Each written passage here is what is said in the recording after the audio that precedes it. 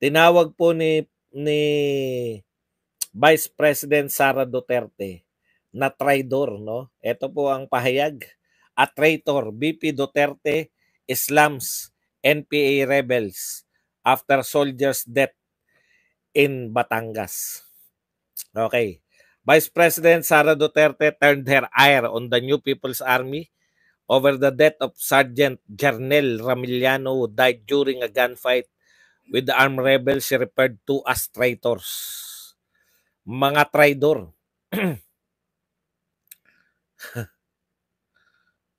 Okay. Alam niyo po, ito po, no? Taos-puso nating kinikilala at binibigyan ng parangal ang katapangan, kabayanihan at paglilingkod ni Sergeant Jernel. Ito po, mga ilang pahayag, no?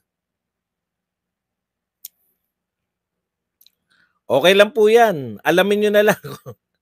Si Sergeant Ramillano ay salamat sa biktima na karumal-dumal na gawain ng mga grupo na yan. The Vice President recalled what happened to her hometown, no? Yung pong naalala po ni BP Sara, yung nangyari po, yung nakausap niya yung nanay.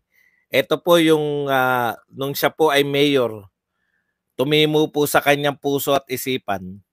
Ang sabi niya po, Inday Sara, ilang anak pa ba namin ang mamamatay dahil sa mga teroristang NPA. Yan po ang tumimo, no? Marami na po. Kaya sabi nga ni Sara Duterte, marami nang naging biktima, sundalo, kapulisan, at marami pa rin pong mga kabataan ang naging biktima. Ayon po kay Sara Duterte, yung mga kabataan na naging parte ng kilusan na yan, no? Yung mga kabataan na nung una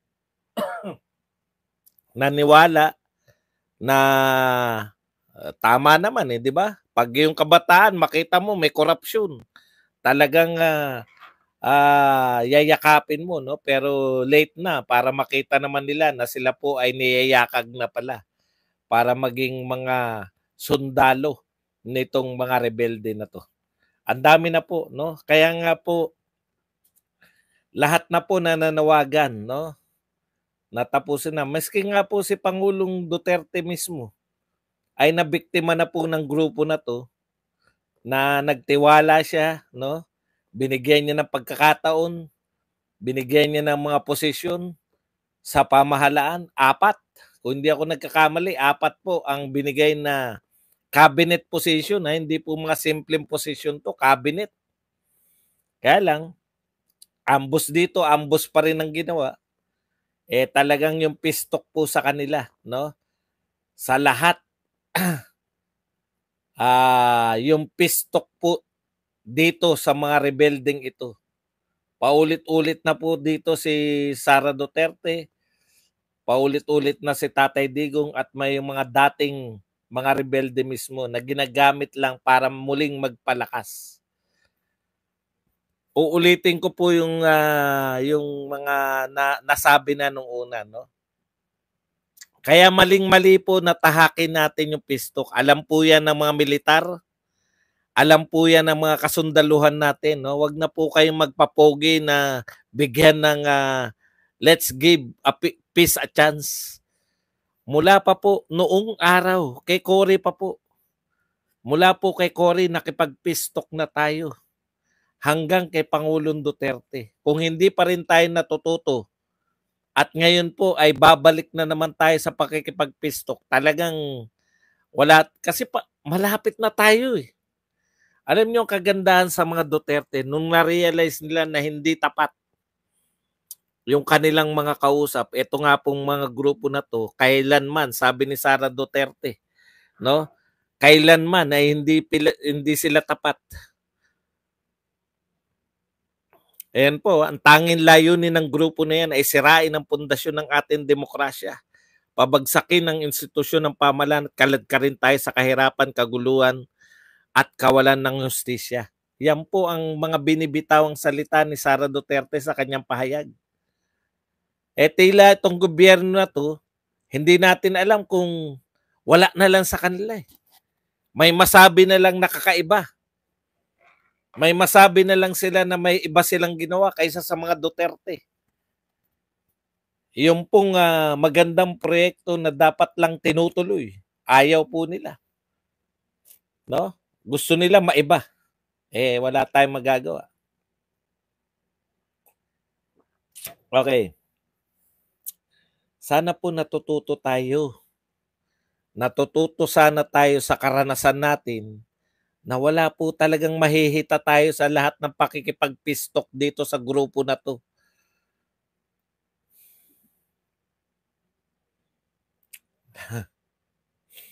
Okay, punta na po tayo rito sa SMNI. Nagsalita na po yung mga abogado at meron din ang abogado po nito ay si Attorney Rolex Suplico. Isa rin po yan sa mga host ng SMNI. Sabi po ni Rolex Suplico, ito ay labag sa batas. Ito po ang kanyang tinex dito sa ABS-CBN sa TV Patrol. The order, kasi wala na sila eh. Wala na sila sa SMNI. The order was issued without hearing. Hence, it violated the due process of law provisions of the 1987 Constitution. SMNI was punished without giving it its day in the court. Pinarusahan na po, hindi man lang nagkaroon ng hearing, pinarusahan na po, hindi man lang pinagpaliwanag. Yan po ang problema ng mga tao na to, no? Yan po ang ginawa nila sa SMNI. Parusa na agad bago mag-hearing. Parusa na agad bago pinagpaliwanag. Walang due process. Meski po yung mga, ewan ko lang nasan po yung mga, kayo sa Commission ng Human Rights, lahat po ng mga NUJP, lahat po ng mga samahan na nung tutol na tutol, nung hindi pinagbigyan ng prangkisa, yung pong ABS-CBN, napakalayo po. No? Ano po meron sa ABS-CBN? Tapos na po yung kanilang prangkisa. Nag-a-apply po sila ng panibagong prangkisa. At dinaan po yan, ilang araw po, 13 days kung hindi ako nagkakamali. 13 days na sinalang yung ABS-CBN. Nalaman natin yung mga pagkukulang, mga kamalian ng ABS-CBN. Dito po, wala. Wala pong aligasyon. Kasi po wala namang batas ng red tagging. Kung red tagging po lang yung naririnig natin,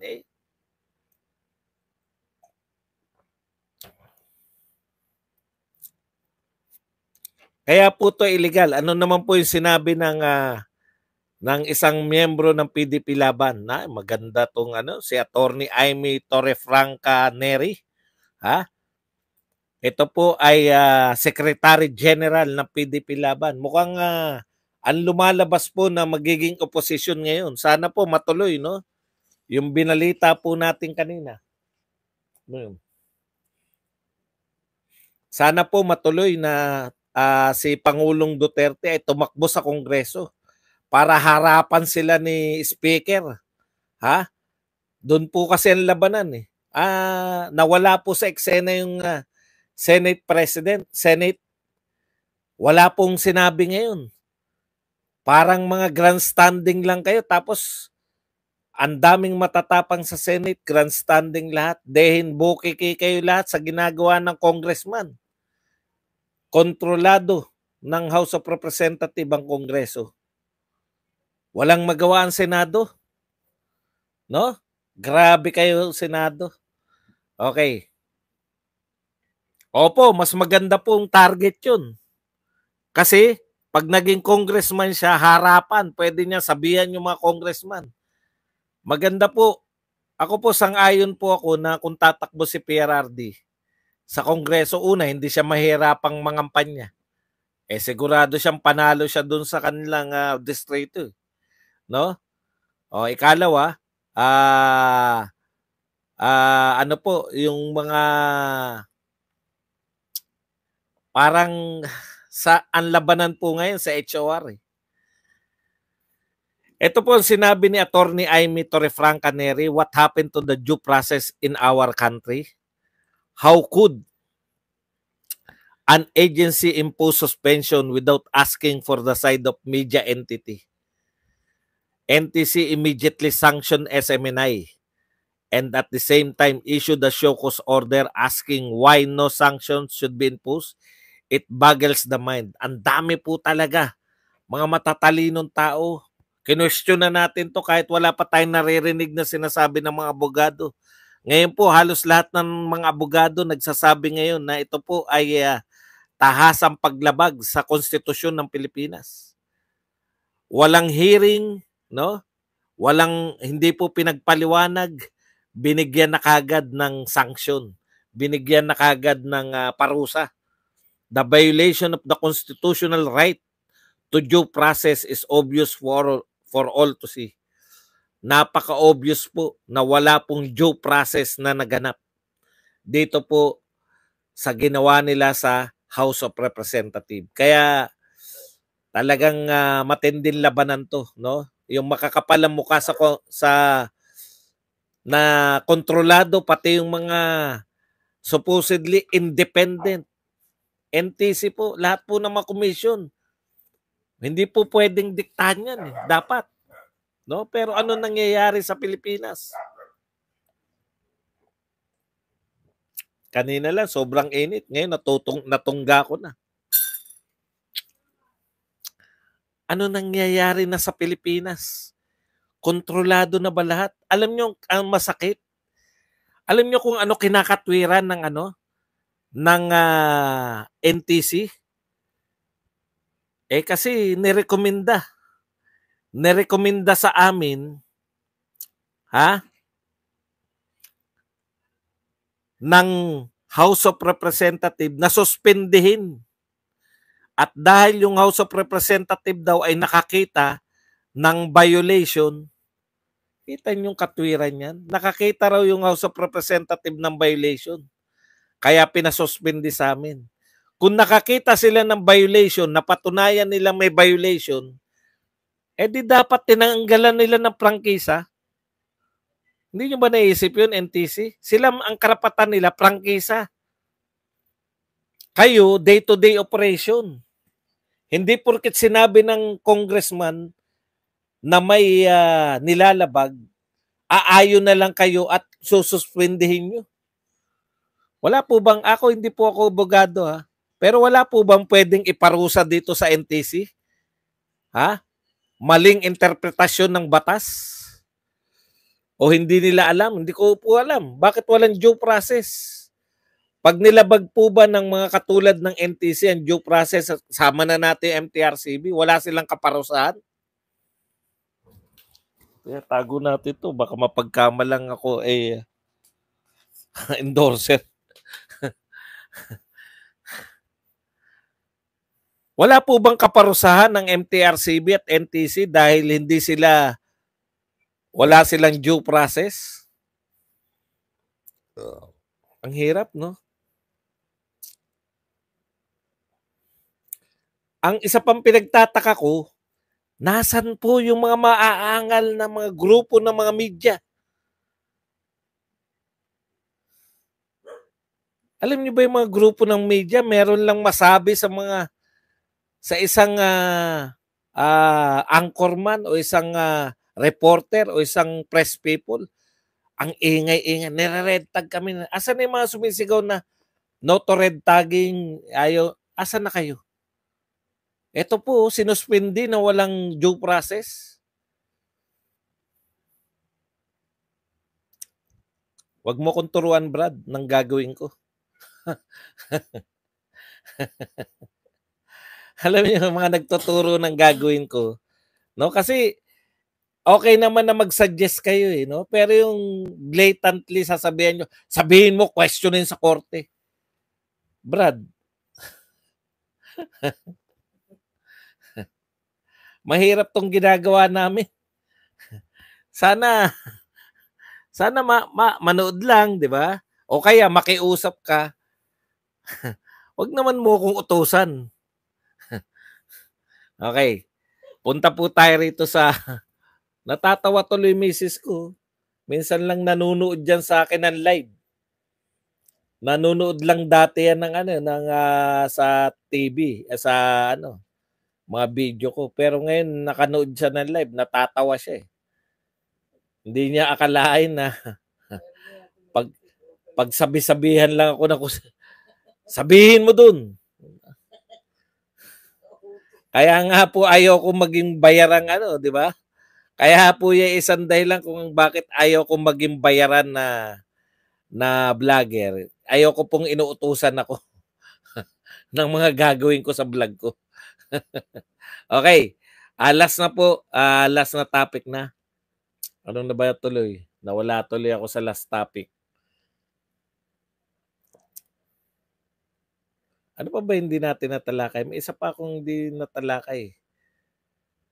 Ito po, yung sa Chacha, no? Ito po sinabi po to ni Congressman Barber. Barber ba? Tingnan ko lang. Ace Barber, tama. Congressman Ace Barber. Sabi niya po, the rampant vote buying in local politics every 3 years brought about by election of congressmen, governors down to the mayoralty level as mandated in the 1987 Constitution is among the best argument for charter change. An administration lawmaker reiterated. Eto na, naglalabasan na, di ba? Ang sinasabi ko po sa inyo, no, yung Chacha, kinakatwiran ng ating Pangulo, sinasabi niya na kaya magchachacha because of economic para ma-attract natin, tatanggalin natin yung mga provision, hindi attractive no? Hindi attractive sa mga foreign investors yung Pilipinas dahil dito sa mga restrictions sa ating constitution. Yan yung kinakatwiran, di ba? Purely economic lang. Sabi ko, kalokohan yan na economic lang. Nagsalita na nga si Amy. Kaya gustong i-chatcha, may gustong maging prime minister. Si Amy na yung kapatid ng Pangulo yan. Marcos yan. Di ba? Ngayon, ini-insist nila ng mga tagapagtanggol ng Chacha, ewan ko kung bakit nyo gustong, alam nyo, lahat ng problema gusto nyo pasukin. Hindi ko alam kung sinasadya nyo na gusto nyo pasukin yung mga problema, ICC, Chacha, para dyan na lang kami mag-react sa ICC, Chacha, sa Pistok, at makalimutan na naming hingiin yung mga resibo ng inyong mga ginagastos. Hindi ko alam O talagang gusto nyo lang talagang magulo ang Pilipinas para total naman mayayaman kayo. Pag nagkagulo, takbo kagad kayo sa ibang bansa. No? Kaya ang point ko dito, ngayon pa lang hindi pa nakasalang. Congressman na yan nagsabi. Term limit ang gusto niyang palitan kaya magchachacha. Ngayon, sasabihin nyo, economic lang. Kalokohan yan. Once na nagchacha kayo, alam na namin yan. Lahat yan, babaguhin nyo. Makakapalagba ang Senado? Oy, Senado, for the first time sa kasaysayan po ng politika sa Pilipinas, hindi ko po alam kung dahil lang to sa liderato ninyo. Pero for the first time po ng kasaysayan sa politika ng Pilipinas, ngayon lang po ang Senado parang tau-tauhan lang ng House of Representatives. Real talk po yan. Never before na yung Senate ay parang tagasunod lang ng HOR. Ngayon lang po sa kasaysayan, may isang pinaka mahina, matatawag na nating mahinang Senate President. Ang Senado po grabe po yan. Wala pong Senado kahit na anong panahon na sunod-sunuran sa House of Representatives. Kahit na po yung pinakamalalakas na speaker sa katauhan ni Speaker Mitra, Speaker Jody Venecia. Hindi po nagpapadaig yung Senado. Ayan yun eh, di ba? Hindi natin alam kung bakit ang Senado ngayon masyadong dungo. Pero ang gagaling sa mga putya, murahan na, ang tatapang.